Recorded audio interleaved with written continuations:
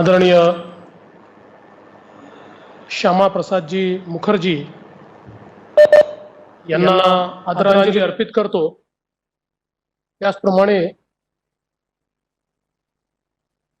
चीनशी लढताना शहीद झालेल्या आमच्या सर्व जवानांना मानाचा मुजरा करतो। आज या आपल्या व्हर्च्युअल सभेमध्ये ज्यांचं मार्गदर्शन आपल्याला प्राप्त होणार आहे ते केंद्रीय ग्रामीण विकास आणि पंचायती राज मंत्री आणि कृषी मंत्री आदरणीय नरेंद्र सिंग तोमर जी, आदरणीय चौधरी जी, विनय सहस्त्रबुद्धे जी, आपले अध्यक्ष आदरणीय चंद्रकांत दादा पाटील, आदरणीय रावसाहेब पाटील दानवे, सुधीरभाऊ मुनगंटीवार, विदर्भ आणि मराठवाड्याच्या मंचावर उपस्थित असलेले आपले सर्व पदाधिकारी आणि या ठिकाणी पुण्यामध्ये माझ्यासोबत उपस्थित असलेले माननीय खासदार गिरीश बापटजी, पुणे भाजपचे आपले अध्यक्ष, आपले महापौर, आपले सर्व आमदार, पुण्याचे सर्व पदाधिकारी आणि उपस्थित विदर्भ मराठवाड्याच्या 30,000 बूथवरील सर्व कार्यकर्ते, नागरिक भगिनी आणि बंधूंनो, आदरणीय मोदीजींच्या सरकारला 6 वर्ष पूर्ण झाली आणि दुसऱ्या पर्वाच्या सरकारला 1 वर्ष पूर्ण झालं। त्या निमित्ताने भारतीय जनता पक्षाने हा एक उपक्रम हातामध्ये घेतलाय।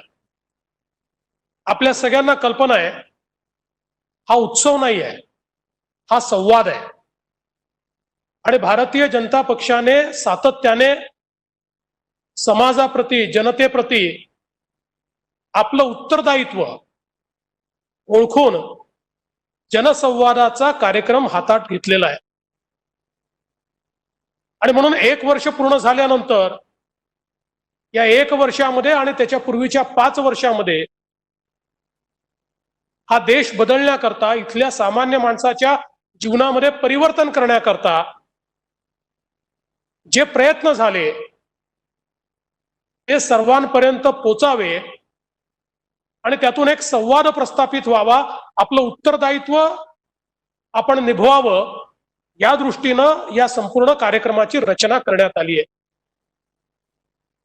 कोरोनाचं संकट आहे,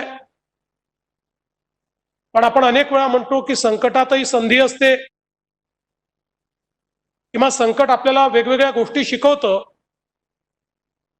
अनेकांना असं वाटलं की या संकटाच्या काळामध्ये लोकसंवाद संपून जाईल, जनसंवाद संपून जाईल, शासन, पक्ष आणि जनता यांच्यामध्ये अंतर येईल, परंतु ते अंतर आलं नाही। एकीकडे कोविडच्या काळामध्ये प्रचंड मोठ्या प्रमाणात महाराष्ट्र भारतीय जनता पक्षाने लोकसेवा केली आणि दुसरीकडे या कोविडनेच पहिल्यांदा आपल्याला हे शिकवलं की विदर्भ आणि मराठवाड्याची एकत्रित सभा होऊ शकते। त्या सभेचे प्रमुख वक्ते आदरणीय केंद्रीय मंत्री दिल्लीत बसून त्या ठिकाणून भाषण करू शकतात, त्याचं प्रास्ताविक मी पुण्यातनं करू शकतो आणि विदर्भ मराठवाड्यातल्या 2 मंचावरनं आपली नेते मंडळी त्याला उपस्थित राहू शकतात आणि आपले अध्यक्ष कोल्हापुरातनं त्या सभेमध्ये उपस्थित राहू शकतात आणि लाखो लोक या माध्यमातनं या जनसंवादाशी जुळू शकतात। अशी एक नवीन व्यवस्था या कोरोनामुळे आपल्याला शिकायला मिळाली आणि भविष्यामध्ये आपला संवाद अजून वाढवण्याकरता, अधिकाधिक लोकांपर्यंत पोहोचण्याकरता एक नवीन माध्यम देखील आपल्याला या ठिकाणी मिळालंय। खरं तर आदरणीय मोदीजींच्या दुसऱ्या पर्वाच्या सरकारला 1 वर्ष झालं, पण या सरकारचं कार्य 1 वर्षात मूल्यमापन करणं हे अयोग्य ठरेल. कारण गेल्या 5 वर्षामध्ये देशामध्ये तर परिवर्तन झालंच, पण या सरकारनं महाराष्ट्राला आणि त्यातही विदर्भ मराठवाड्याला 5 वर्षामध्ये जे दिलं त्याची तुलना त्याच्या आधीच्या कितीतरी काळाशी करता येईल. आणि साधारण 25-30 वर्षाच्या काळात काय घडलं आणि 5 वर्षाच्या काळात विदर्भ मराठवाड्याला काय मिळालं अशी जर तुलना आपण केली तर कदाचित ती तुलना योग्य ठरेल. गेल्या 5 वर्षामध्ये विदर्भ मराठवाड्याला 50,000 कोटी रुपयाचे रेल्वेचे प्रकल्प,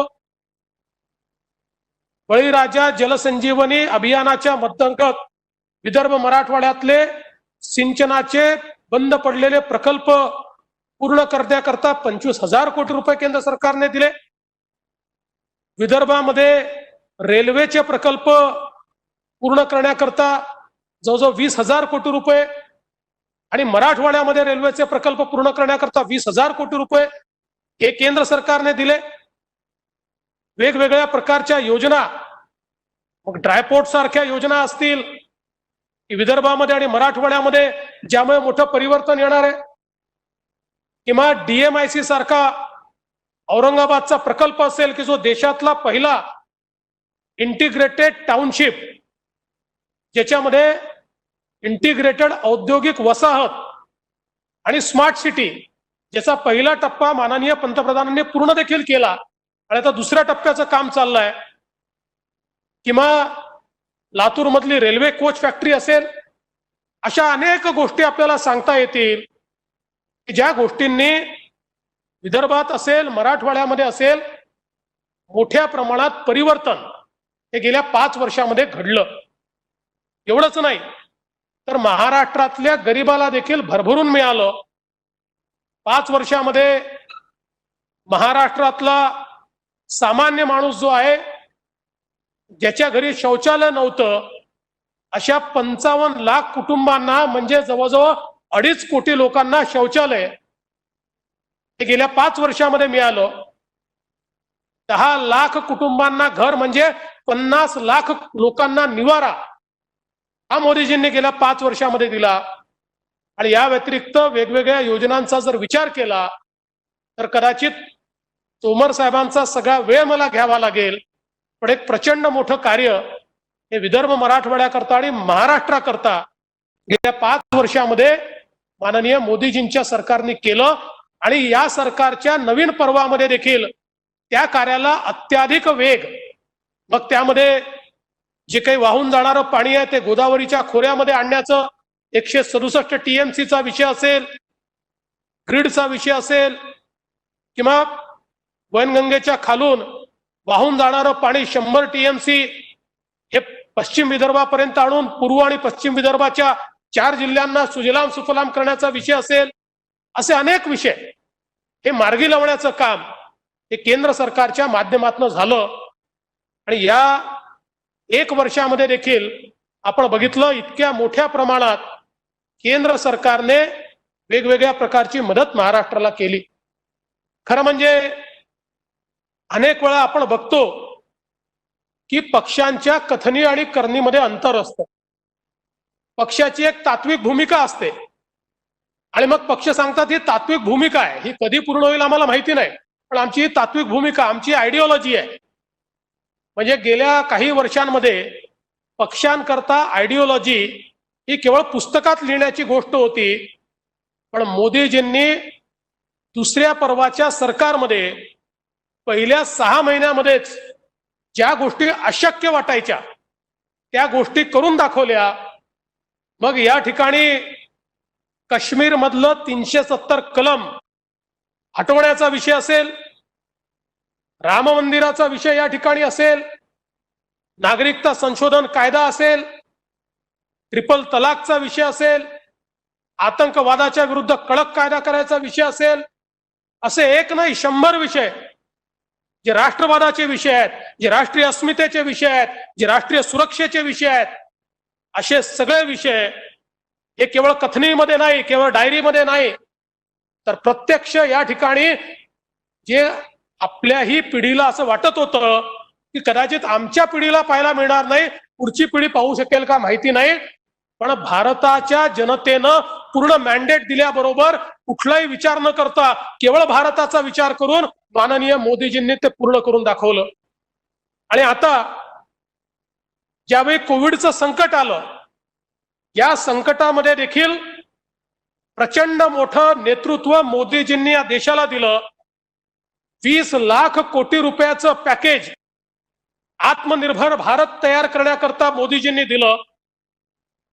आणि वोकल फॉर लोकल असा एक मंत्र आपल्याला मोदीजींनी दिला की ज्या माध्यमातनं कोविडमध्ये होरपळलेला भारत आपल्या पायावर केवळ उभाच करायचा नाही, तर जगाच्या पाठीवर एक आत्मनिर्भर अशा प्रकारचा देश आम्ही उभा करून दाखवू. केवळ स्वप्न नाही, तर ते वास्तविकतेत कसं येईल याकरता आत्मनिर्भर हा कार्यक्रम माननीय मोदीजींनी आपल्याला दिला. आणि सगळ्यात महत्वाचं, या आत्मनिर्भर पॅकेजमध्ये देखील मोठ्या प्रमाणात महाराष्ट्राला मदत मिळाली. जवळजवळ 28,000 कोटी रुपयाची मदत ही आत्मनिर्भर पॅकेज मधनं महाराष्ट्राला मिळते आहे. आणि याच्या व्यतिरिक्त जी वेगवेगळ्या कार्यक्रमातनं मदत मिळणार आहे, अशा सगळ्या मदतीचा विचार केला तर 1.5 लाख कोटीपेक्षा जास्त मदत ही महाराष्ट्राला मोदीजींच्या या संपूर्ण व्यवस्थेतनं प्राप्त होते. आणि आज आपण पाहतोय एकूणच महाराष्ट्रामध्ये आमचा जो शेतकरी आहे, विशेषतः आमच्या विदर्भातला मराठवाड्यातला शेतकरी, जो कापसाचा शेतकरी आहे, आताचं सरकार त्याचा कापूस देखील खरेदी करू शकलं नाही. माननीय मोदीजींच्या सरकारनं लॉकडाऊनच्या काळामध्ये 74,000 कोटी रुपये शेतमाल खरेदी करता वेगवेगळ्या राज्यांना दिला. महाराष्ट्राला कापूस खरेदी करता 6,000 कोटी रुपये मोदीजींच्या माध्यमातून मिळाले. पण दुर्दैवाने आम्ही कापूस खरेदी पूर्ण करू शकलो नाही. महाराष्ट्राच्या सरकारनं ते केलं नाही. केंद्र सरकारने तुम्ही जेवढी खरेदी कराल सगळे पैसे आम्ही देऊ, जेवढा भात किंवा धान खरेदी कराल सगळे पैसे केंद्र सरकार देईल, मक्याच्या खरेदीचे पैसे केंद्र सरकार देईल, सर्व प्रकारच्या खरेदीचे पैसे हे केंद्र सरकार देत आहे. आतापर्यंत 8,500-9 हजार कोटी रुपये हे केंद्र सरकारने दिले. पण दुर्दैवाने आमचं सरकार, ज्याला केवळ ही खरेदी करायची होती, पैसे देखील द्यायचे नव्हते, ती खरेदी करू शकलं नाही. आज आमच्या विदर्भाच्या मराठवाड्याच्या शेतकरी ऊस पडला आहे, त्याच्याकडे आज मोठ्या धोका पडलेला आहे. एकीकडे फसवी कर्जमाफी की जी कर्जमाफी झालीच नाही. आता तर त्याला कोविडचा एक बहाणा मिळाला, पण ठीक आहे, ती कर्जमाफी एकीकडे मिळाली नाही आणि दुसरीकडे शेतकऱ्यांचा शेतमाल देखील खरेदी झाला नाही. अशा या परिस्थितीमध्ये आज विदर्भातला मराठवाड्यातला शेतकरी अडचणीत आहे. आणि म्हणून ज्या ज्यावेळी हे सरकार केंद्राकडे बोट दाखवतं त्यावेळी मी त्यांचा नाकर्तेपणा त्यांना दाखवून देतो की मोदीजींच्या पॅकेजनी तुम्हाला पैसे दिले असताना, तुम्हाला निधी दिला असताना तुम्ही शेतकऱ्याची खरेदी करू शकला नाहीत. हा नाकर्तेपणा तुमचा आहे आणि तुमच्यामुळे हा विदर्भ मराठवाड्यातला शेतकरी आणि महाराष्ट्रातला शेतकरी होरपळतोय. आज त्याला कर्ज देखील मिळत नाही, ही अवस्था आहे. 10-12% वर कर्ज मिळालेलं नाही आहे, ही अवस्था आपल्याला त्या ठिकाणी पाहायला मिळते आहे. आणि त्याच वेळी मोदीजींच्या कार्यक्रमातनं मोठ्या प्रमाणात जे रेशन मिळालं होतं, ते रेशन देखील शेवटच्या माणसापर्यंत पोहोचवायला हे सरकार अपयशी ठरलं. खरं म्हणजे या देशामध्ये मोदीजींच्या नेतृत्वामध्ये एक मोठं परिवर्तन 5 वर्षात झालं. आणि आताच्या या कोरोनाच्या काळातही केंद्र सरकारने सातत्याने वेगवेगळ्या प्रकारची मदत देऊन महाराष्ट्र सरकारला कोविडमधनं पुढे जाण्याकरता त्यांचा हात पकडून त्यांच्या खांद्याला खांदा लावून प्रयत्न केले आहेत आणि पुढेही करणार आहे. मला असं वाटतं, खरं तर मोदीजींनी केलेली ही जी सगळी कामं आहेत ही जनतेपर्यंत पोहोचवण्याचा प्रयत्न आपण करतो. आणि म्हणून आत्मनिर्भर पॅकेजमध्ये महाराष्ट्राला काय मिळालं याचं पुस्तक आपण तयार केलंय, महाराष्ट्र भाजपने तयार केलंय. ते घरोघरी आपण देणार आहोत आणि सांगणार आहोत की हे देत आहेत, मोदीजीचं सरकार देत आहे, पण आमचं सरकार ते घेणार आहे की नाही, घेऊ शकताय की नाही. आपल्याला आश्चर्य वाटेल, मोदीजींच्या सरकारने आत्मनिर्भर पॅकेजमध्ये MSME करता जे पैसे घोषित केले, आम्ही त्यांना बिन तारण कर्ज देऊ, त्याची गॅरंटी सरकार घेईल आणि जाहीर केल्यापासून महिनाही व्हायचा आहे. महाराष्ट्रामध्ये 50,000 MSMEंना 5,000 कोटीपेक्षा जास्त पैसा आतापर्यंत मिळालेला आहे आणि उरलेल्यांना देखील मिळतो आहे. मोदीजींचं पॅकेज हे कागदाचं पॅकेज नसतं, ते खरोखर वस्तुस्थितीमध्ये लोकांना मिळणारं पॅकेज असतं. महाराष्ट्रामध्ये मात्र आज पॅकेजच्या नावावर काहीही या ठिकाणी देताना सरकार दिसत नाही. 12 बलुतेदारांकरता मदत करा, त्यांना 2 पैसे द्या, अशा प्रकारची विनंती आपण केली. कुठल्याही त्या ठिकाणी मदत सरकार करत नाही. आज मासेमारी करणाऱ्यांचं जे नुकसान झालंय, केंद्राने त्याच्याकरता पॅकेज दिलंय, राज्य सरकार काही द्यायला तयार नाही.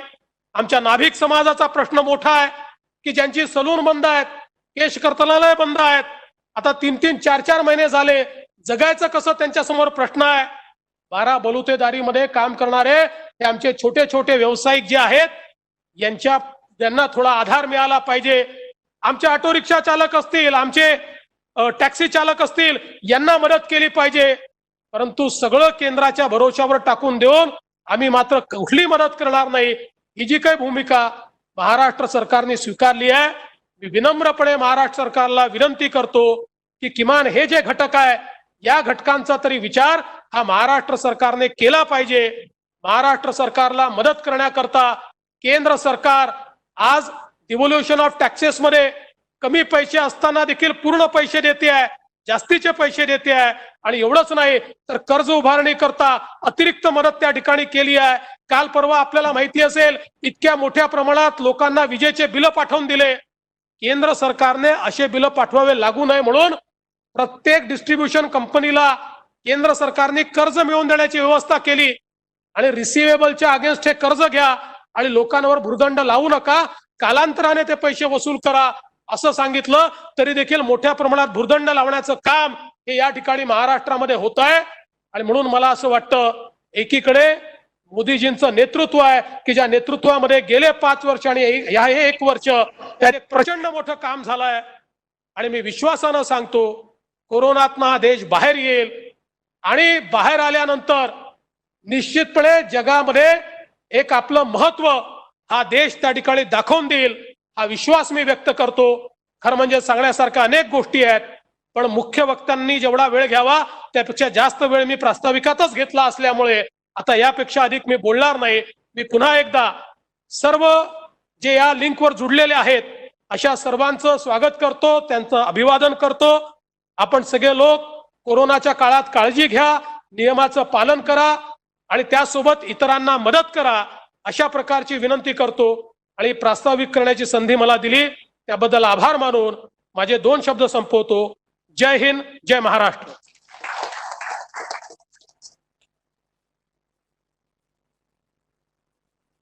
हा कार्यक्रम आपापल्या ठिकाणी आपल्या बूथवर उपस्थित राहून आणि अन्यत्र या कार्यक्रमात सहभागी होणाऱ्या सर्व लोकांना माझी विनंती आहे की त्यांनी मास्क वापरावा, मुखावरण वापरावं, त्याचबरोबर 2 हाताचं अंतर ठेवून बसण्याचा प्रयत्न करावा आणि कोरोनाच्या या युद्धामध्ये जे नियम आपल्याला सांगून दिलेले आहेत त्या नियमांचं पालन करावं.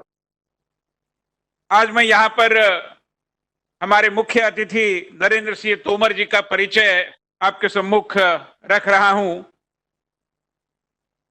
तोमर जी, जब जब विदर्भ और मराठवाड़ा का विषय आता है तब हमारे यहाँ विदर्भ और मराठवाड़ा के विकास के बारे में जो एक अन्याय होता रहा, उसका जो एक अनुशेष बनता गया, मराठी में हम उसको अनुशेष कहते हैं यानी बैकलॉग, उसकी बहुत चर्चा होती थी.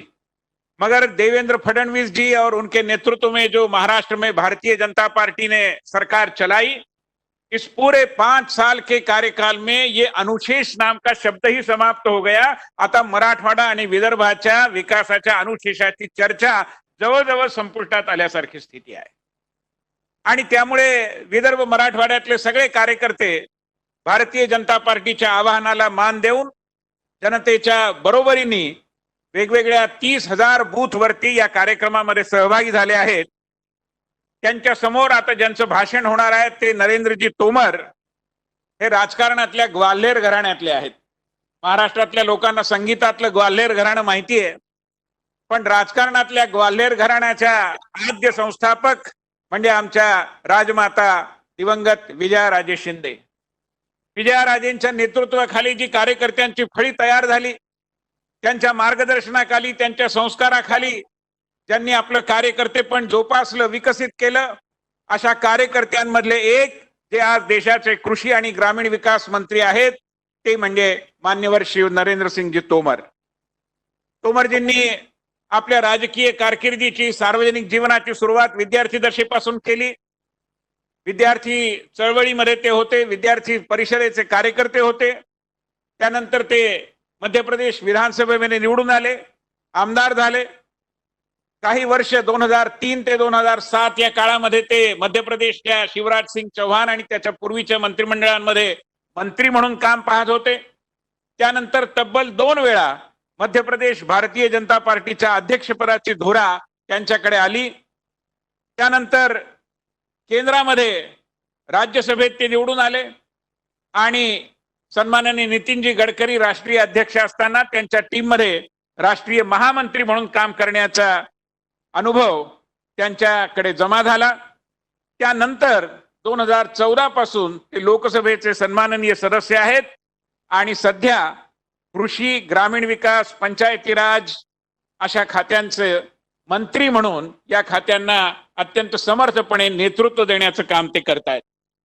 महाराष्ट्राच्या लोकांना आणि विशेषतः विदर्भातल्या आमच्या मित्रांना मला सांगायला अतिशय आनंद होतो की या लॉकडाऊन नंतर ज्यावेळी फलोत्पादन करणाऱ्या, हॉर्टिकल्चर करणाऱ्या आणि वेगवेगळ्या प्रकारची फळं, विशेषतः द्राक्ष, केळी, संत्री, मोसंबी अशा फळांचं उत्पादन करणारा जो फलोत्पादक शेतकरी वर्ग आहे, त्यांच्या समस्या महाराष्ट्रातल्या आम्ही काही जणांनी त्यांच्या पुढे मांडल्या. त्यावेळी त्यांनी सांगितलं की केंद्राने फळं खरेदीला देखील मान्यता दिली. आतापर्यंत केंद्र सामान्यतः धान्य खरेदी करतं, कापूस खरेदी करतं, पण फळांची खरेदी केंद्र सरकार करत नाही. पण केंद्राने या लॉकडाऊनच्या स्थितीमुळे कोरोना काळाचं संकट लक्षात घेऊन फळांच्या खरेदीला मान्यता दिली आणि असं सांगितलं की राज्य सरकारने जर 50% खर्च उचलला तर आम्ही संत्र आणि द्राक्ष उत्पादकांचे जे काही उत्पादन आहे त्यातला काही एक भाग आम्ही निश्चितपणे खरेदी करायला तयार आहोत. परंतु दुर्दैवाने महाराष्ट्रातल्या महाविकास आघाडीच्या सरकारने याला प्रतिसाद दिला नाही आणि म्हणून आमच्या विदर्भातल्या संत्रा उत्पादक शेतकऱ्यांची जी स्थिती खरं म्हणजे सुधारली असती, त्यांना लाभ मिळाला असता, त्यापासून ते वंचित राहिले.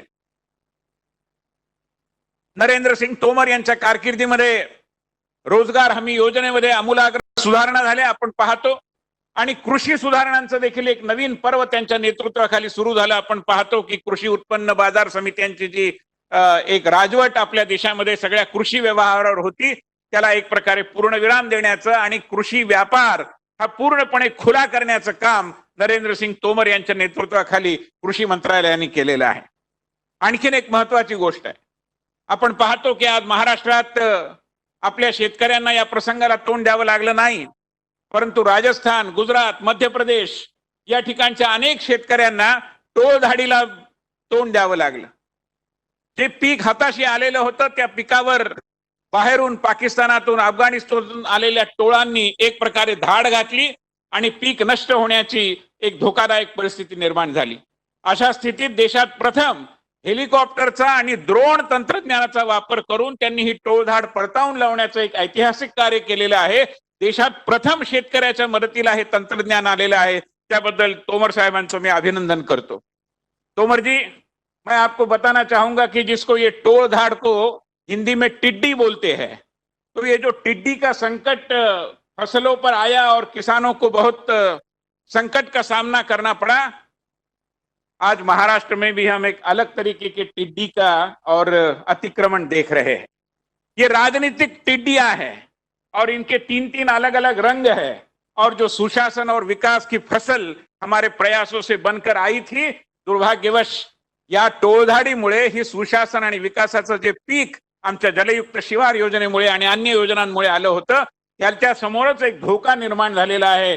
मुझे पता नहीं अगर इस टिड्डी का भी कुछ सामना करने का कोई तंत्र आपके पास है, मगर इस तरीके की बहुत ही उल्लेखनीय कामगिरी जिन्होंने की है, कारकिर्द जिनकी रही है, ऐसे हमारे देश के कृषि और ग्रामीण विकास मंत्री आदरणीय श्री नरेंद्र सिंह तोमर अभी हमें संबोधित करेंगे।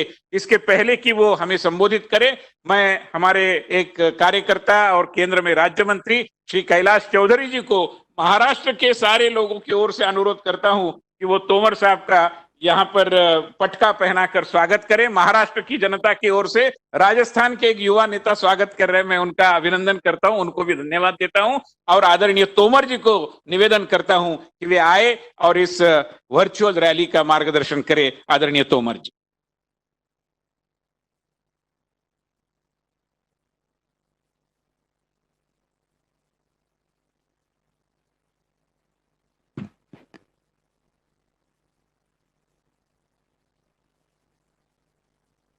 सभी बंधुओं को मेरा नमस्कार।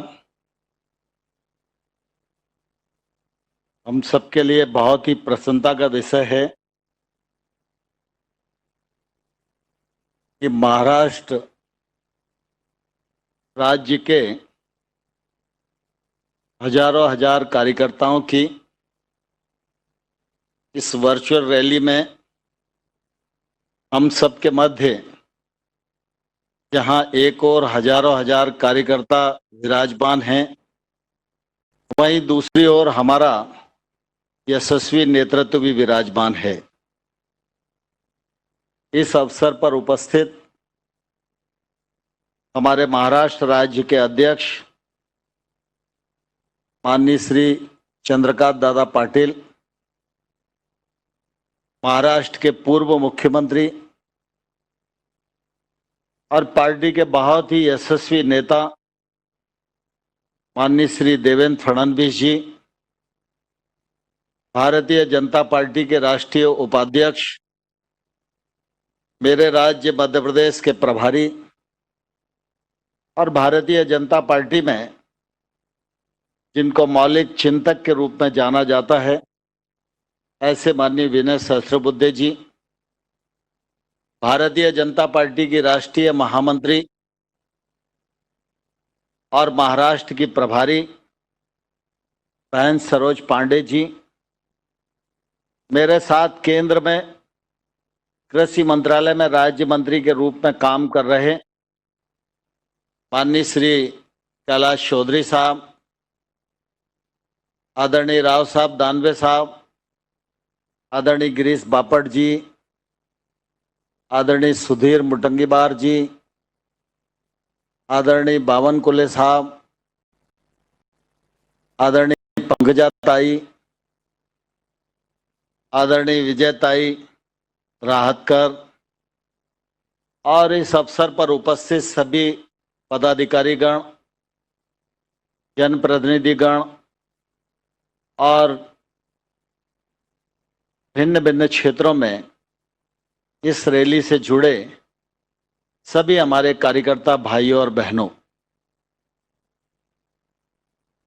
आज मेरा निश्चित रूप से यह सौभाग्य है कि भारतीय जनता पार्टी ने इस कार्यक्रम के माध्यम से सभी महाराष्ट्र के कार्यकर्ता भाइयों और बहनों से बातचीत करने का ये अवसर मुझे प्रदान किया। मैं इस मौके पर अपनी ओर से भी और भारत सरकार की ओर से भी सभी कार्यकर्ताओं का हृदय से बहुत बहुत स्वागत करता हूं, बहुत बहुत अभिनंदन करता हूं। आज का ये दिन हमारे जीवन में भी, भारतीय जनता पार्टी के जीवन में भी और भारतवर्ष के जीवन में बहुत ही महत्वपूर्ण दिन है। आज के दिन हमारे पार्टी के प्रथम राष्ट्रीय अध्यक्ष डॉक्टर श्यामा प्रसाद मुखर्जी का बलिदान कश्मीर की धरती पर हुआ था। प्रतिवर्ष हम डॉक्टर मुखर्जी के बलिदान दिवस पर कोई न कोई कार्यक्रम आयोजित करते थे, लेकिन मन में एक टीस हमेशा रहा करती थी कि डॉक्टर मुखर्जी ने जिस उद्देश्य के लिए अपने प्राणों का बलिदान किया, वह उद्देश्य आज भी अधूरा है। मैं इस वर्चुअल रैली में डॉक्टर श्यामा प्रसाद मुखर्जी के प्रति श्रद्धा व्यक्त करता हूं और उनके चरणों में नमन करता हूं। हम सब इस बात को जानते हैं कि भारत की राजनीति में हमारी विचार यात्रा का उद्गम 1951 में डॉक्टर श्यामा प्रसाद मुखर्जी के नेतृत्व में हुआ। 1951 में भारतीय जनसंघ बहुत छोटा राजनीतिक दल था। शायद उस कालखंड में हमारे नेतृत्व को यह भी आशा नहीं रही होगी कि किसी नगर पालिका में हमारा पार्षद भी आज जीतेगा, लेकिन हम सब इस बात को जानते हैं, हमारे नेतृत्व के पास उस समय संख्या बल कम था, लेकिन संकल्प बल बहुत मजबूत था।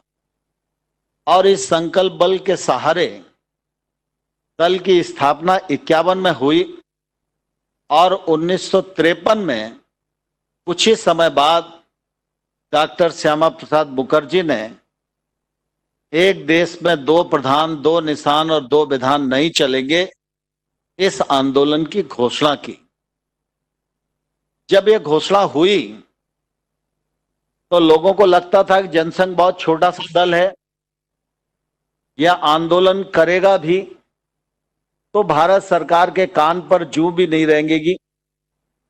डॉक्टर मुखर्जी के सहयोगी साथी जो उस समय रहे होंगे, उन सब ने डॉक्टर मुखर्जी को यह समझाने का प्रयत्न किया कि अभी यह जल्दबाजी है, जनसंघ को थोड़ा और सशक्त करिए, जन आधार को और बढ़ाइए, जनमत को अपने साथ लीजिए और फिर इतने बड़े उद्देश्य के लिए आंदोलन का शंखनाद करिए। उस समय के गृह मंत्री डॉक्टर सरदार पटेल ने भी, जो डॉक्टर श्यामा प्रसाद मुखर्जी के अच्छे और अभिन्न मित्र थे, उन्होंने भी उनको समझाइश देने का प्रयास किया।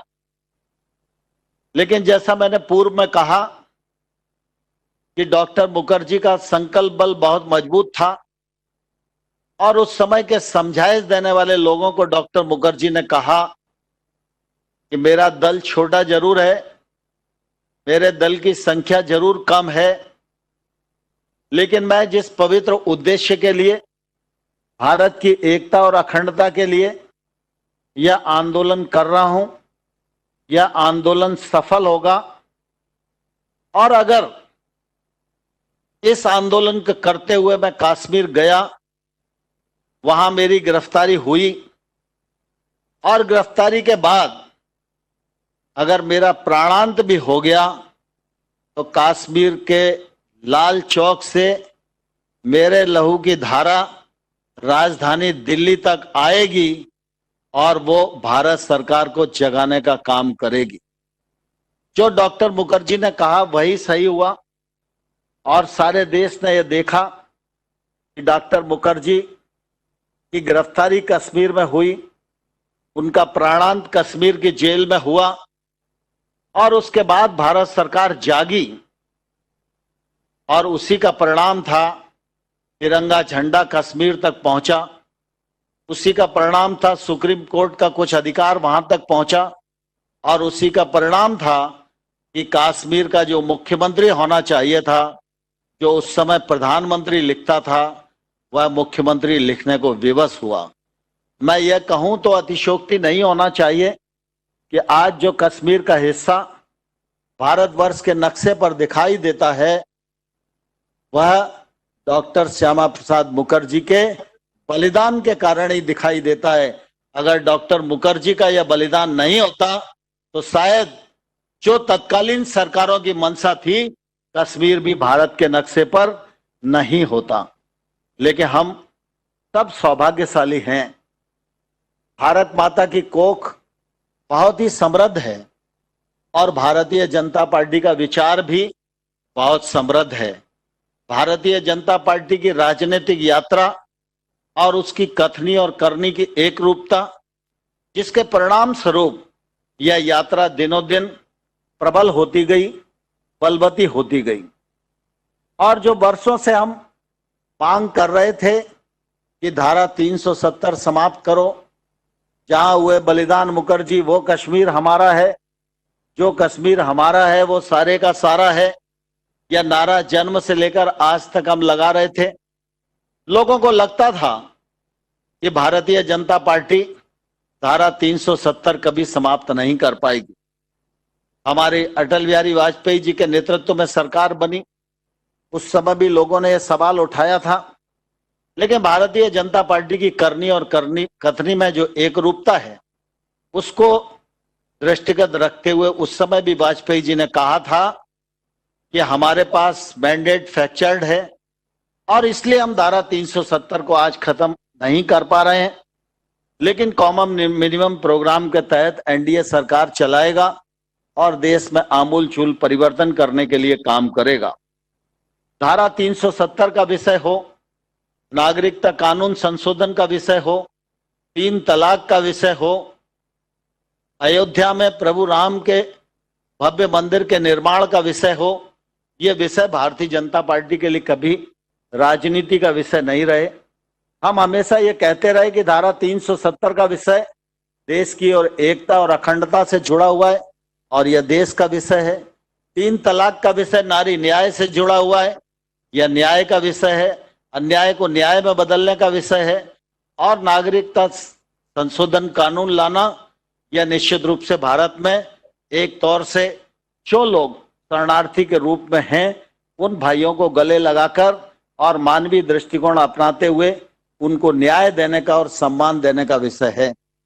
राम मंदिर का विषय हमारे लिए हमेशा आस्था का विषय रहा है। हमने उससे कभी राजनीति का विषय न बनाया और न बनाने की भारतीय जनता पार्टी की कभी इच्छा रही।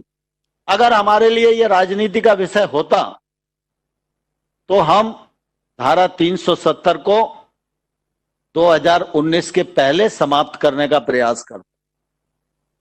हो सकता है उस समय राज्यसभा में हम पारित नहीं करा पाते, लेकिन हमने धारा 370 के लिए कदम उठाया। यह मैसेज हम पूरे देश को और दुनिया को देने में कामयाब होते। लेकिन जैसे मैंने कहा कि हमारे लिए राजनीति और वोट का विषय नहीं थे।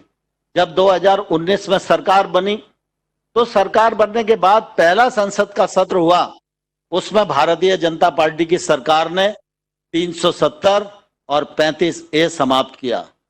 जब हमारा पहला सत्र हुआ तो हम नागरिकता संशोधन विधेयक लेके आए। जब हमारा पहला सत्र हुआ तो हम चाहते तो 3 तलाक के ऑर्डिनेंस हम 3-4 बार कर चुके थे, राज्यसभा में वो पास नहीं करा पाए थे। अगर वो वोट का विषय होता तो हम छोड़ सकते थे, लेकिन हमने उसका ऑर्डिनेंस भी जारी किया और जब सत्र आया तो उस सत्र में हमने 3 तलाक के बिल को पारित भी किया। और दूसरी बार सरकार बनने के बाद ही अयोध्या में प्रभु राम का मंदिर भव्य रूप से निर्माण हो, इसका मार्ग प्रशस्त करने में भारतीय जनता पार्टी, हमारे नेता नरेंद्र मोदी जी और सरकार की जो भूमिका हो सकती थी, उस भूमिका का निर्वाह हम सब लोगों ने ठीक प्रकार से किया। और उसका परिणाम है कि आज अयोध्या में राम मंदिर का निर्माण प्रारंभ हो गया है। और इस अवसर पर मैं आप सब कार्यकर्ता बंधुओं को इसके लिए बहुत बहुत बधाई और बहुत बहुत शुभकामनाएं देना चाहता हूं। आज हम सब महाराष्ट्र की रैली में हैं। मुझे इस बात का निश्चित रूप से हमेशा रंज रहता है, जब महाराष्ट्र में भारतीय जनता पार्टी की सरकार थी और जब देवेंद्र फडणवीस जी मुख्यमंत्री थे, जैसा कि विनय जी कह रहे थे, विनय जी ने कहा कि एक जमाना था विदर्भ के साथ अन्याय होता रहा और एक धारणा बन गई थी। लेकिन भारतीय जनता पार्टी का चिंतन क्या है? भारतीय जनता पार्टी समग्र विकास और संतुलित विकास में भरोसा करती है। हमारे नेता नरेंद्र मोदी का भी यही संदेश है, सबका साथ सबका विकास, समग्र विकास और संतुलित विकास। और मुझे इस बात का गर्व है कि जब देवेंद्र फडणवीस जी हमारे महाराष्ट्र राज्य के मुख्यमंत्री थे, उस समय उन्होंने समग्र विकास और संतुलित विकास की कल्पना को सिद्ध करके दिखाया। आज महाराष्ट्र का कोई भी कोना ऐसा नहीं है जो ये कह सके कि देवेंद्र फडणवीस की सरकार के समय महाराष्ट्र के इस कोने के साथ पक्षपात हुआ है। केंद्र सरकार की भी योजनाएं, राज्य सरकार के भी अपने इनिशिएटिव, जिन्होंने महाराष्ट्र को एक नई दिशा देने का सफलतम प्रयत्न किया। मुझे ध्यान है, मैं उस समय भी ग्रामीण विकास मंत्री था। देवेंद्र जी मेरे मित्र हैं, हम लोग हमेशा मिलते रहते थे। जलयुक्त शिवाय जो कार्यक्रम था, उसने एक तौर से महाराष्ट्र के ग्रामीण क्षेत्र में जल संरक्षण के क्षेत्र में, वर्तमान आवश्यकता के क्षेत्र में जो काम किया, उसके लिए देवेंद्र फडणवीस जी का जितना अभिनंदन किया जाए, मैं समझता हूं उतना अभिनंदन ही कम है।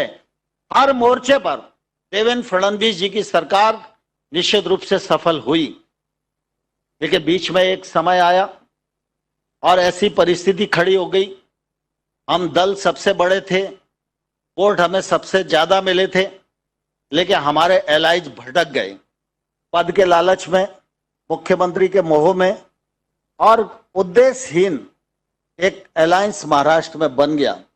आज 3 दलों की सरकार महाराष्ट्र में है, लेकिन महाराष्ट्र की क्या हालत हो रही है? इस सरकार के नेतृत्व में महाराष्ट्र को देवेंद्र फडणवीस जी के नेतृत्व में जो खड़ा करने का प्रयास किया था, जो एक विकास की फसल लहरा रही थी, उसको तहस नहस करने का काम वर्तमान की सरकार कर रही है। निश्चित रूप से जब हम कोरोना की बात करते हैं, कोरोना से सारा देश प्रभावित है, सारी दुनिया प्रभावित है, और मुझे इस बात की प्रसन्नता है कि हमारे नेता नरेंद्र मोदी जी ने समय रहते निर्णय लिया, कठोर निर्णय लिया, लॉकडाउन किया, सारी रणनीति बनाई, और उसके कारण कोरोना वायरस को रोकने में काफी सफल भी रहे। नरेंद्र मोदी जी की जो रणनीति थी, उस रणनीति का दुनिया में कई देश अनुसरण कर रहे हैं। हमने देश में भी कोरोना वायरस के सामुदायिक विस्तार को रोकने में सफलता प्राप्त की और दुनिया को एक संदेश देने में सफलता प्राप्त की। जहां दुनिया को इस वायरस के संकट के दौर में दवाइयों की और सहयोग की और मार्गदर्शन की आवश्यकता थी, वह मार्गदर्शन और सहयोग भी नरेंद्र मोदी के नेतृत्व में सारी दुनिया को दिलाया गया। इससे भारतवर्ष की साख सारी दुनिया के राजनीतिक मंच पर बढ़ी है। यह निश्चित रूप से हम सब लोगों का सौभाग्य है। जब सारे देश में ऐसी परिस्थिति है, तो आखिर महाराष्ट्र में क्या हो गया? महाराष्ट्र सरकार कोरोना वायरस के संकट से क्यों नहीं जूझ पाई? आज हम देखते हैं, चाहे संक्रमित लोगों की संख्या हो, चाहे पॉजिटिव लोगों की संख्या हो, चाहे मृत्यु का आंकड़ा हो, हर मामले में अगर आंकड़ा देखते हैं तो आधा आंकड़ा अकेले महाराष्ट्र का दिखाई देता है। इसका कारण है कि महाराष्ट्र सरकार ने इस मामले में ठीक प्रकार से रणनीति नहीं बनाई। और मैं धन्यवाद देना चाहता हूं भारतीय जनता पार्टी के कार्यकर्ताओं को कि भारतीय जनता पार्टी ने इस बात का पूरा संयम रखा और धैर्य रखा कि जब वायरस के सामुदायिक विस्तार की स्थिति थी, उस दौरान भारतीय जनता पार्टी के कार्यकर्ताओं ने सरकार को पूरा 2 महीने का समय दिया। भारतीय जनता पार्टी ने एक वाक्य भी नहीं बोला, सरकार के पीछे सहयोग करने के लिए पूरी ताकत से खड़ी रही। लेकिन जब मामला महाराष्ट्र सरकार के हाथ से निकलता दिखाई दिया, तो भारतीय जनता पार्टी एक जीवंत राजनीतिक दल है। भारतीय जनता पार्टी के अपने सिद्धांत हैं, भारतीय जनता पार्टी का अपना जन आधार है। और महाराष्ट्र में जब हम खड़े हैं, तो जनता की नुमाइंदगी करना, जनता की आवाज को बल देना और सरकार के कदम को गति देना, यह भारतीय जनता पार्टी के कार्यकर्ताओं का कर्तव्य है। और मुझे लगता है महाराष्ट्र भारतीय जनता पार्टी ने हमारे अध्यक्ष दादा पाटिल और देवेंद्र फडणवीस जी के नेतृत्व में वह काम ठीक प्रकार से संपन्न करने में निश्चित रूप से सफलता प्राप्त की है। आज जब हम नरेंद्र मोदी जी के इस सफलतम नेतृत्व की बात करते हैं तो निश्चित रूप से जो निर्णय वर्ष भर में हुए हैं वो आप सब लोगों को मालूम है, लेकिन दो तीन चीजें मैं आप सबके समक्ष इस अवसर पर जरूर रखना चाहता हूं। आप सबको ध्यान होगा 2014 में जब नरेंद्र मोदी जी ने शपथ ग्रहण की थी तो उन्होंने पहली बैठक में कहा था कि उनकी सरकार गांव, गरीब और किसान, मजदूर के लिए समर्पित रहेगी। मैं उनके मंत्रिमंडल का एक सदस्य हूं और सदस्य होना मेरे लिए निश्चित रूप से सौभाग्य का विषय है, लेकिन मैं यह गर्व के साथ कह सकता हूं नरेंद्र मोदी जी की सरकार का हर निर्णय गांव, गरीब, किसान और मजदूर के लिए समर्पित रहा। अगर मैं प्रारंभ से लेकर अब तक के निर्णयों को गिनाऊं तो मुझे लगता है समय कम पड़ जाएगा, लेकिन मैं यह जरूर कहना चाहता हूं कि जब लॉकडाउन की परिस्थिति हुई, लॉकडाउन की परिस्थिति के समय सारा देश बंद था। बड़े बड़े स्वचालित कारखाने, बड़े बड़े उद्योगपति जिनके पास सारी साधन संपन्नता है वह भी घर में कैद थे। यहां तक कि महाराष्ट्र के मुख्यमंत्री के भी दर्शन जनता को उस समय उपलब्ध नहीं थे। जब लॉकडाउन घोषित हुआ तो उस समय प्रधानमंत्री जी ने सबसे पहले गरीब कल्याण पैकेज की घोषणा की और उसी पैकेज के अंतर्गत आप सबने देखा कि आज देश का कोई भी कोना हो, अगर इस लॉकडाउन की अवस्था में भी हिंदुस्तान के 130 करोड़ लोगों में कोई भी भूख से पीड़ित नहीं हुआ। यह नरेंद्र मोदी जी की दूरदर्शिता का परिणाम है। नरेंद्र मोदी जी की सरकार ने खाद्यान्न की व्यवस्था की, दालों की व्यवस्था की और जो गरीब लोगों को नगद राशि पहुंचाई जाना चाहिए वह भी पहुंचाने का प्रयत्न किया। आप सब लोगों को मालूम है जब मोदी जी प्रधानमंत्री बने थे और उस समय मोदी जी ने कहा था प्रधानमंत्री जनधन खाता खोलो, तो उस समय लोगों को लग रहा था ये खाते तो खोलेंगे लेकिन खाते में पैसा कहां से आएगा। लेकिन नरेंद्र मोदी जी ने जब संकल्प किया तो 36 करोड़ खाते इस देश में खोले गए और मुझे कहते हुए प्रसन्नता है इन 36 करोड़ खातों में 20 करोड़ 65 लाख अकाउंट हमारी बहनों के हैं। ये 20 करोड़ 65 लाख बहनें जो गरीब परिवार की हैं, जिनकी क्षमता बैंक में अकाउंट खोलने की नहीं थी, जिनकी बैंक में अकाउंट खोलते समय 100-200 रुपए जमा कर सके ऐसी भी हैसियत नहीं थी, लेकिन नरेंद्र मोदी जी ने इनका अकाउंट खोला। जितना भी सरकार की ओर से जाने वाली सब्सिडी है, जितनी भी सहायता है, डीबीटी के माध्यम से सिर्फ इनको ही नहीं अनेक क्षेत्रों को पहुंचाना प्रारंभ किया। लेकिन लॉकडाउन के समय जब गरीब कल्याण पैकेज की घोषणा हुई उस समय प्रधानमंत्री जी ने कहा था ये 20 करोड़ 65 लाख बहनों को हम 500 रुपए की 3 किस्तें उनके खाते में पहुंचाएंगे। यह मेरे विभाग का विषय है। मैं गर्व से कह सकता हूं कि मोदी जी ने जो कहा वो सच हुआ और आज इन 20 करोड़ 65 लाख बहनों को डीबीटी के माध्यम से तीनों किस्तें पहुंच गई हैं और तीनों किस्तों का पैसा ये 30,650 करोड़ रुपया होता है। यह भारतीय जनता पार्टी की सरकार ने उन गरीबों तक पहुंचाने में निश्चित रूप से हम सब लोगों की यह जिम्मेवारी है कि हम सब लोग इस सरकार के कामों को आम लोगों तक पहुंचाने का प्रयत्न करें। आज भारत सरकार ने कहा है कि किसान की आमदनी 2022 तक दोगुनी होनी चाहिए। मुझे प्रसन्नता है केंद्र सरकार राज्यों के साथ मिलकर, किसानों के साथ मिलकर इस अभियान को मिशन मोड पर चला रही थी। बीच में यह लॉकडाउन हुआ, कोरोना वायरस जिम्मेवारी है हमारी, गति थोड़ी सी निश्चित रूप से प्रभावित हुई है, लेकिन मुझे पूरा विश्वास है किसान अगर लॉकडाउन में किसी काम को नहीं रोका, न कटाई रुकी, न बवाई रुकी, न उपार्जन रुका, तो मुझे लगता है कि शायद इस उद्देश्य में भी हम लोग पूरी ताकत के साथ सफलता प्राप्त कर पाएंगे। लेकिन साथ ही साथ प्रधानमंत्री जी ने डीबीटी के माध्यम से अपने उत्पादन का उचित मूल्य मिले, किसान अपने उत्पादन को जब तक चाहे तब तक रोक सके, किसान अपने उत्पाद का प्रोसेसिंग कर सके, लेबलिंग कर सके, पैकेजिंग कर सके और अधिक मूल्य प्राप्त कर सके, इन सब चीजों में किसान की भूमिका हो, इसलिए देश भर में 10,000 एफपीओ बनाने का संकल्प भारतीय जनता पार्टी ने किया है। उसकी गाइडलाइंस लगभग बनकर तैयार है। कुछ दिन में ये काम प्रारंभ होगा। महाराष्ट्र तो इस दिशा में अग्रणी राज्य है। किसान भी बहुत सारे उन्नतशील हैं। मैं आप सब भारतीय जनता पार्टी के कार्यकर्ताओं को कहना चाहता हूं, ये एफपीओ के माध्यम से एक नया संसार भारतवर्ष में खड़ा होने वाला है। जिस प्रकार से स्व सहायता समूह जो 63 लाख हैं, उनके माध्यम से 7 करोड़ बहनें आज अपनी आजीविका प्राप्त कर रही हैं, वो एक महिलाओं का एक अलग से संसार खड़ा हो गया है। इसी प्रकार से एफपीओ के माध्यम से भी एक किसानों का नया संस्कार खड़ा होने वाला है। भारतीय जनता पार्टी के कार्यकर्ताओं को चाहिए कि एफपीओ की गाइडलाइन पढ़ें और एफपीओ बनाने में अपनी अग्रणी भूमिका निभाएं, क्योंकि ये एफपीओ जब बनेंगे तो ये किसान की दृष्टि से भी ताकतवर होंगे, ये पैसे की दृष्टि से भी ताकतवर होंगे, ये किसान की आर्थिक व्यवस्था संभालने में भी अपनी भूमिका निभाएंगे। तो निश्चित रूप से इन एफपीओ से संबंधित किसानों पर उन लोगों का वर्चस्व भी होगा।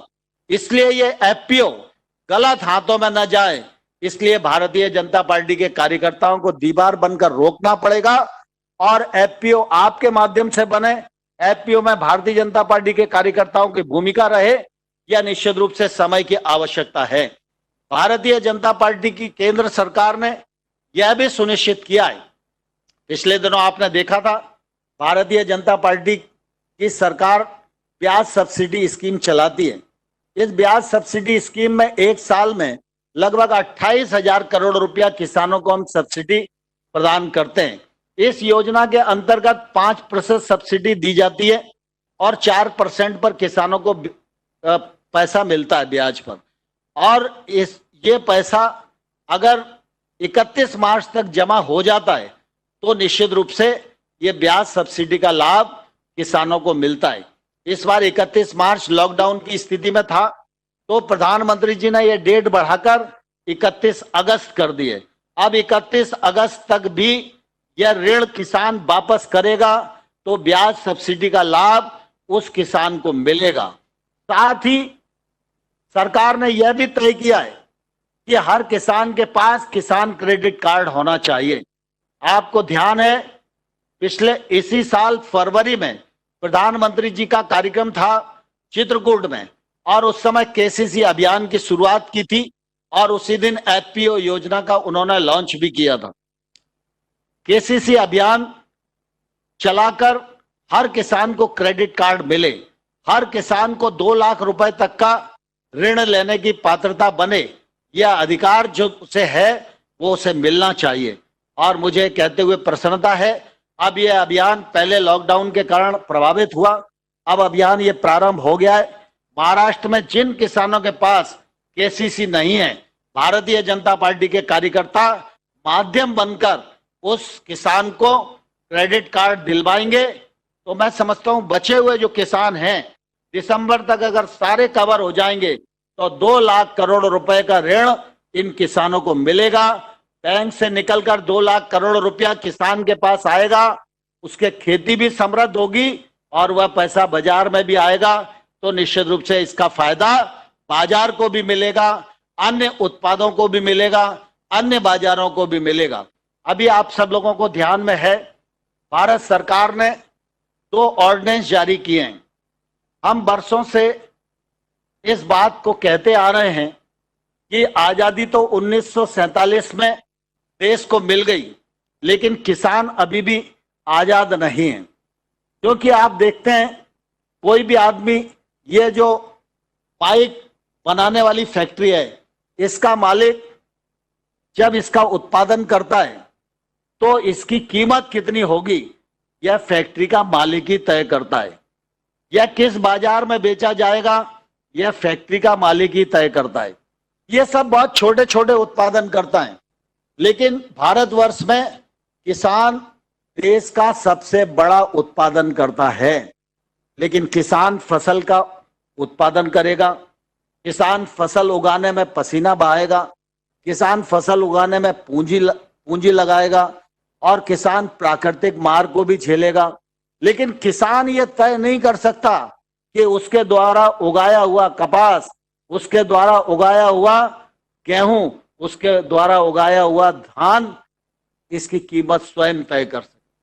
वो यह भी तय नहीं कर सकता कि वो किस स्थान पर बेचेगा। उसको मंडी में ही जाना पड़ेगा और मंडी में 10, 12, 15, 20, 25 जो लाइसेंसधारी लोग हैं, उनके पास उनकी मनचाही कीमत पर अपना उत्पाद बेचने के लिए विवश होगा। वह लाइसेंसधारी व्यक्ति महाराष्ट्र के माल को कलकत्ता में बेच सकता है, कलकत्ता के माल को मध्य प्रदेश में बेच सकता है, लेकिन किसान अपना सामान, अपना उत्पाद दूसरे राज्य को नहीं बेच सकता, मनचाही जगह पर नहीं बेच सकता, मनचाही कीमत पर नहीं बेच सकता। और इसलिए प्रधानमंत्री जी ने किसान को पूरी आजादी इस ट्रेड और कॉमर्स ऑर्डिनेंस के माध्यम से दी है। आज मंडियां राज्य की जहां विद्यमान हैं, उन मंडियों के भीतर जो ट्रेड होगा उसमें राज्य का कानून चलेगा, लेकिन मंडी के बाहर किसान कहीं भी ट्रेड कर सकता है। वह अपने घर से भी कर सकता है, वह कोल्ड स्टोरेज से भी कर सकता है, वह वेयर हाउस से भी कर सकता है और इस पर कोई भी टैक्स नहीं लगेगा। कोई राज्य सरकार का इंस्पेक्टर या केंद्र सरकार का इंस्पेक्टर या किसान को रोकने के लिए और टोकने के लिए नहीं आएगा। किसान को आजाद करने का काम, किसान को सुरक्षित करने का काम, किसान अपनी कीमत पर अपना उत्पाद बेच सके, इस बात की स्वतंत्रता इस ट्रेड और कॉमर्स ऑर्डिनेंस के माध्यम से भारतीय जनता पार्टी की सरकार और हमारे नेता नरेंद्र मोदी जी ने दी है। दूसरा ऑर्डिनेंस है मूल्य आश्वासन का। हम सामान्य तौर पर जो बोलचाल की भाषा है उसमें हम कहते हैं कि फार्मिंग एग्रीमेंट, खेती के लिए कॉन्ट्रैक्ट करना, खेती के लिए करार करना, यह लंबे समय से चला आ रहा था और हम सब इस बात को भलीभांति जानते हैं कि खेती का क्षेत्र सबसे बड़ा है, लेकिन खेती के क्षेत्र में प्राइवेट इन्वेस्टमेंट क्यों नहीं जाता? किसान हमारा 85% छोटा किसान है। छोटा किसान बड़ी पूंजी नहीं लगा सकता, लेकिन निजी क्षेत्र का कोई भी व्यक्ति किसी के खेत पर इन्वेस्टमेंट करने नहीं जाता, पूंजी लगाने नहीं जाता। सरकार की जो योजनाएं, सब्सिडी है, वही किसान को मिलती रहती है और इसके कारण किसानी का बड़ा क्षेत्र होने के बावजूद भी यह क्षेत्र घाटे का क्षेत्र बना है और इसलिए फार्मिंग एग्रीमेंट की यह ऑर्डिनेंस हम लोग लेकर आए। इस ऑर्डिनेंस के माध्यम से कोई भी प्रोसेसर किसी भी किसान के पास जा सकता है और वह कह सकता है कि आप 100 किसान इकट्ठा हो और यहाँ पर आप सफेद मूसली पैदा करो या आप सब मिलकर मौसम्बी पैदा करो और मैं आपके उत्पादन को खरीदूंगा। इस करार में हम लोगों ने यह प्रावधान किया है कि करार के मुताबिक जो मिनिमम मूल्य है, उस मिनिमम मूल्य की गारंटी प्रोसेसर को या इंडस्ट्री वाले को, किसान को देना पड़ेगी। आज फसलों के विविधीकरण की चर्चा चलती है। धान में पानी बहुत लग रहा है, लेकिन धान उगाना भी जरूरी है। लेकिन धान की फसल को डाइवर्सिफिकेशन किया जाए, यह संभव नहीं हो पाता, क्योंकि किसान को लगता है कि धान लगाएंगे तो धान बिक जाएगा, समर्थन मूल्य मिल जाएगा, मैं कोई नई फसल पैदा करूंगा तो कोई लेवाल नहीं है। इस एक्ट के माध्यम से यह प्रयत्न है सरकार का कि निजी क्षेत्र के लोग किसान के खेत तक जाएं, किसान के साथ एग्रीमेंट करें, मिनिमम मूल्य की गारंटी दें। और हमने ये भी प्रावधान किया है, जैसे केला है थोड़ी देर के लिए, और केले का भाव अगर मिनिमम मूल्य तय किया कि 10 रुपए किलो मिनिमम मूल्य है, तो ये मिनिमम मूल्य जो करार में होगा, इस मिनिमम मूल्य का भुगतान तो प्रोसेसर को हर हालत में, कैसी भी प्राकृतिक आपदा आई हो, किसान को करना ही पड़ेगा। लेकिन जब फसल आई और उस समय बाजार में मूल्य 20 रुपए किलो हो गया, तो हमने ये भी प्रावधान किया है कि बाजार में जो मूल्य मिनिमम मूल्य से बढ़ेगा, उसका भी एक हिस्सा किसान को मिलेगा और इससे फसल का डाइवर्सिफिकेशन होगा, इससे किसान को उसके उत्पादन का उचित मूल्य मिलेगा, इससे प्रोसेसिंग बढ़ेगी और प्रोसेसिंग जैसे जैसे बढ़ेगी हमारे किसान को फसल का निश्चित रूप से उचित दाम मिलेगा। हमारे प्रधानमंत्री जी ने आत्मनिर्भर भारत की बात की है। मैं इस मामले में आप सब लोगों को यह कहना चाहता हूं, आत्मनिर्भर की बात तो प्रधानमंत्री जी ने इस कार्यकाल में आकर की है, लेकिन इसकी शुरुआत नरेंद्र मोदी जी ने जब वो प्रधानमंत्री बने थे उसी दिन से कर दी थी। एक गरीब आदमी का बैंक अकाउंट खुले, ये किस प्रधानमंत्री को जरूरत थी? लेकिन प्रधानमंत्री जानते थे देश में गैर बराबरी को समाप्त करना है तो क्रम से चलना पड़ेगा। हर व्यक्ति का बैंक अकाउंट हो, हर व्यक्ति बैंक के संपर्क में हो, यह सुनिश्चित किया जनधन अकाउंट ने। कौन सोचता था 35% जो स्वच्छता का प्रतिशत हमारे देश में था वो 100% हो जाएगा। हर घर में शौचालय यह बनाने का काम नरेंद्र मोदी जी के दृढ़ संकल्प के परिणाम स्वरूप हुआ। मैं आपको ध्यान दिलाना चाहता हूं, अगर नरेंद्र मोदी जी ने इस योजना पर इतना बल नहीं दिया होता और आज सारा देश ओडीएफ नहीं होता तो लॉकडाउन की परिस्थिति में यह लॉकडाउन का पालन कैसे होता? सुबह और शाम तो शौच के लिए लोगों को घर से बाहर जाना ही पड़ता। वायरस के सामुदायिक विस्तार को कैसे रोका जा सकता था? ये नरेंद्र मोदी की दूरदृष्टि का ही परिणाम है। यह गैर बराबरी को समाप्त करना, आत्मनिर्भरता के विषय को आगे बढ़ाना, इसी का परिणाम है। और आप सबने देखा सौभाग्य योजना के अंतर्गत हर गरीब के घर को बिजली मिले, हर गांव को सड़क प्राप्त हो, हर घर में रसोई गैस हो। एक जमाना था जब लोग ये मानते थे रसोई गैस पर खाना उसी के यहाँ पकता है जो बड़ा आदमी होता है, और बड़ा आदमी कहता था कि भाई मेरे यहाँ तो रसोई गैस पर खाना बन रहा है, और गरीब आदमी की महिला चूल्हे पे फूंक फूंक कर धुआं पीती रहती थी। नरेंद्र मोदी जी ने गैर बराबरी को समाप्त किया, 8 करोड़ बहनों को रसोई गैस देने का काम किया, 6.5 करोड़ बहनों को जो गरीब हैं उनको इस लॉकडाउन के पीरियड में 3 सिलेंडर फ्री में देना यह अलाउ किया। और इस कारण से लगातार गांव में गांव आत्मनिर्भर बने, इसके लिए गांव की मौलिक आवश्यकताओं की पूर्ति होनी चाहिए। और यह इसलिए भी जरूरी है, लॉकडाउन की परिस्थिति रही, शहर जाम हो गए, शहर में किसी भी चीज का संकट रहा होगा, लेकिन गांव का जीवन सुरक्षित रहा, गांव का काम चलता रहा। गांव में चाहे वो कृषि का काम हो, चाहे रोजगार का काम हो, वो रुका नहीं, और गांव में ही उत्पादन होता रहा और गांव में ही खपत होती रही। और इसीलिए प्रधानमंत्री जी ने कहा लोकल ही हमारी ताकत है, इसलिए लोकल के लिए वोकल होना चाहिए। और इसीलिए गांव में गांव के अनुसार छोटे छोटे धंधे विकसित होना चाहिए, और इस धंधों को विकसित करने के लिए निजी क्षेत्र का पैसा गांव में पहुंचना चाहिए। निजी क्षेत्र का पैसा पहुंचे, रोजगार के अवसरों का सृजन हो, फिर उसके लिए 20 लाख करोड़ के पैकेज की घोषणा हो। यह आत्मनिर्भर अभियान की बुनियाद को मजबूत करने वाला कदम है। और इसलिए मैं आप सब कार्यकर्ता मित्रों को कहना चाहता हूं, हम सब लोगों को उठना चाहिए, संकल्प करना चाहिए, और नरेंद्र मोदी के संकल्प को मजबूत बनाने के लिए बढ़ चढ़कर काम करना चाहिए। हम सब इस बात को जानते हैं, गांव अगर आत्मनिर्भर होगा तो राज्य आत्मनिर्भर होगा, और राज्य आत्मनिर्भर होगा तो भारत आत्मनिर्भर होगा। इस कल्पना को साकार करने के दृष्टि से हम सब प्रवृत्त हों, यही प्रार्थना है। बहुत बहुत धन्यवाद। भारत माता जिंदाबाद।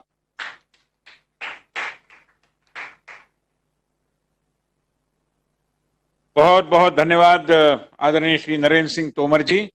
मी तोमरजींचं धन्यवाद आणि आभार मानतो त्यांच्याबद्दल, परंतु एक सांगू इच्छितो की त्यांनी ज्या प्रकारची आत्मनिर्भर भारताच्या संबंधातली एक कळकळीचं आवाहन करण्याची भूमिका घेतली आहे, केंद्र सरकारही या विषयामध्ये प्रत्येक छोट्या छोट्या समाज घटकाबद्दल सगळ्या प्रकारची काळजी घेऊन त्यांना आत्मनिर्भर करण्याचा संकल्प करत आहे। आता या ठिकाणी देवेंद्रजींनी उल्लेख केला की केशकर्तनालय चालली पाहिजेत। आम्ही स्वतः केंद्रीय गृह सचिवांशी बातचीत केली, त्यांचं असं सांगणं आहे की आम्ही राज्यांना आडकाठी केलेली नाही, हा निर्णय राज्य सरकारांनी घ्यायचा आहे आणि राज्य सरकार केश कर्तनालय चालवण्यासाठी पूर्णपणे परवानगी देऊ शकतात. त्यामुळे केश कर्तनालय असतील, आमचा नाभिक समाज असेल, अन्य छोटे मोठे समाज असतील, या सगळ्यांना आत्मनिर्भर करण्यासाठी केंद्र सरकार आणि भारतीय जनता पार्टी कृतसंकल्प आहे. मी महाराष्ट्राचे विरोधी पक्षनेते, आपले सगळ्यांचे लाडके माननीय देवेंद्रजी फडणवीस यांना विनंती करतो की त्यांनी सगळ्यांना आत्मनिर्भर भारतासाठीची शपथ द्यावी. आपण सगळ्यांनी आपापल्या जागेवर उभं राहावं, उजवा हात पुढे करावा आणि देवेंद्रजी सांगतील तसं त्यांच्या मागून ही शपथ आपण सगळ्यांनी घ्यावी. माननीय देवेंद्रजी फडणवीस. मी माननीय पंतप्रधानांच्या आव्हानानुसार आत्मनिर्भर भारताचे ध्येय गाठण्यासाठी आत्मनिर्भर भारताचे ध्येय गाठण्यासाठी संकल्प करतो की मी भारताच्या संविधानाने निर्देशित केलेल्या नागरिकांच्या कर्तव्याचे पालन करीन. मी राष्ट्रीय एकात्मतेची भावना लोकशाहीची मूल्ये समताधिष्ठित समाजाची निर्मिती सर्व धर्म समभाव आणि मूल्यांवर आधारित राजकारण यांचा समाजात आग्रह धरेन. मी देशातील स्थानिक उत्पादनांच्या निर्मितीला प्रोत्साहन देण्यासाठी समर्पित भावनेने काम करेन. शक्य तितकी खरेदी स्थानिक उत्पादनांचीच करेन. मी कोरोनाच्या साथीशी लढण्यासाठी सामाजिक जागरूकता आरोग्य आणि